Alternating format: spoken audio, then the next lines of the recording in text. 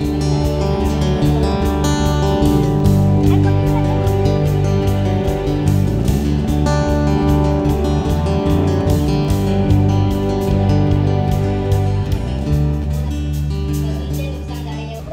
आहे धर्मराव आत्राम, आपण त्यांना विचारूया।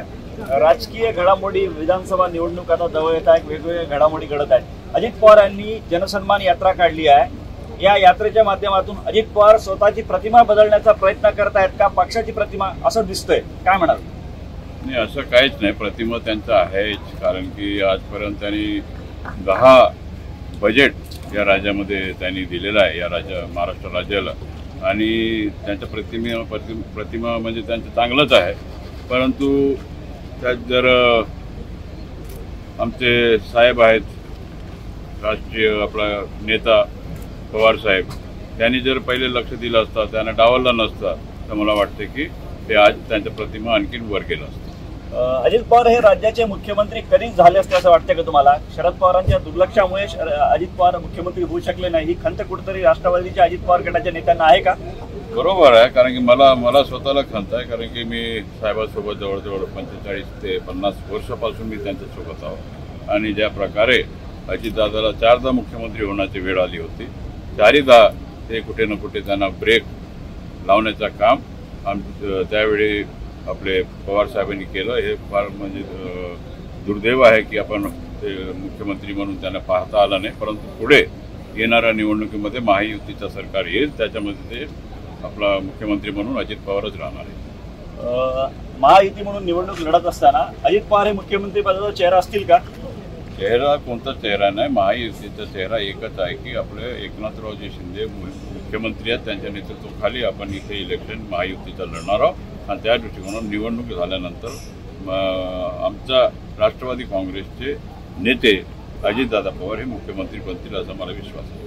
मला सांगा की आता महाविकास आघाडीकडून वेगवेगळ्या घडामोडी सुरू आहेत। उद्धव ठाकरे दिल्लीत गेले, महाविकास आघाडीच्या नेत्यांची बैठक झाली, या संपूर्ण घडामोडींचा राज्यातल्या राजकारणावर काही परिणाम होईल असं वाटते का? ठीक आहे, ते दिल्लीमध्ये त्यांच्या बैठका होतात, आमच्या बैठका आमच्या मुंबईमध्ये होतो, राजधानी, महाराष्ट्राच्या राजधानीमध्ये। आता एक काळ असा होता ठाकरे साहेबांचा की लोक इथे येऊन मीटिंग घ्यायचे मातोश्रीवर। आज मातोश्रीचे नेते तिकडे दिल्लीला जाऊन त्या काँग्रेसच्या दरबारामध्ये जात आहेत, हे दुर्दैव आहे आपला महाराष्ट्र राज्याचा। इथे आमच्याकडे राष्ट्रवादी काँग्रेसचे आमचे नेते आहेत अजितदादा पवार, ते आमच्या इथे मीटिंग आमचं होत असतो, आम्ही सगळे इकडे बसून मीटिंग घेतो।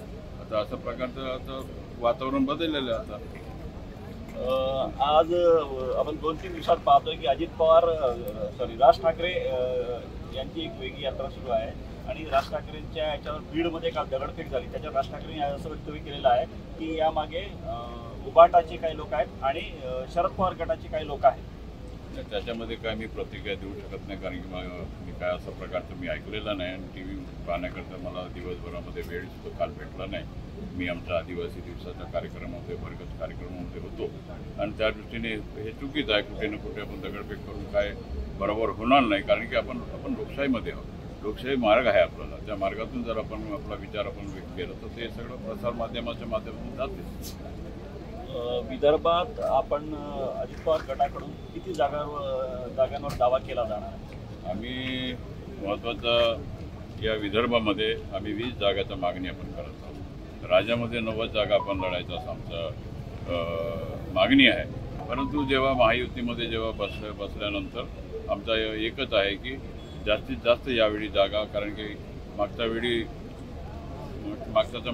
आपण 11 सिम्बॉलवर, घडीच्या सिम्बॉलवर आमदार निवडून आणलो होतो, तर यावेळी आमचा इतकंच आहे की 20 जागा आम्ही टार्गेट करत आहोत। त्यापैकी मॅक्झिमम 100% रिझल्ट येणारे जागा त्याच्यामध्ये कमी जास्त होऊ शकते, परंतु या आमच्या लोकसभा जे आपला चंद्रपूरचा असेल किंवा गडचिरोलीचा असेल, या जागा या क्षेत्रामध्ये आम्ही चंद्रपूरमधून 2 जागा आम्ही लढायचं आमचा तयारी झालेला आहे।